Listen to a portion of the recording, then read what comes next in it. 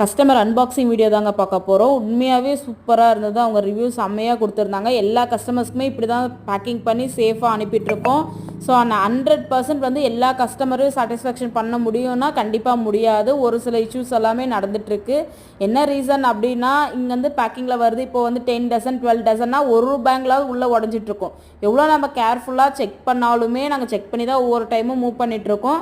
So அதை வந்து ஒரு சில கஸ்டமர் அக்செப்ட் பண்ணிக்கிறாங்க, ஒரு சிலர் அக்செப்ட் பண்ணுறதில்ல.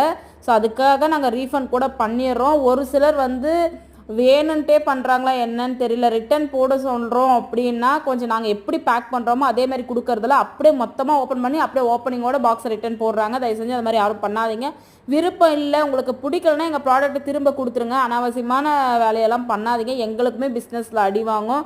ஸோ பாருங்கள் நாங்கள் எப்படி சேஃபாக பேக் பண்ணியிருக்கோன்னு சொல்லிட்டு. பபிள் ஷீட்டு மேலே தெர்மாக்கோல், சைடில் எல்லாமே தெர்மாக்கோல் போட்டு சேஃபாக தான் கொடுத்துருக்கோம்.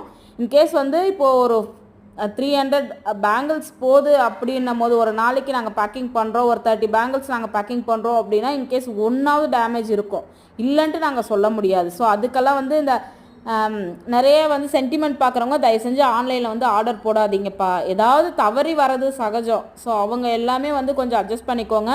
ஸோ நிறைய கஸ்டமர் வந்து அண்டர்ஸ்டாண்ட் பண்ணிக்கிறாங்க. Thank you so much. நம்மக்கிட்ட ரிவ்யூ சூப்பராக கொடுத்துட்ருக்கீங்க.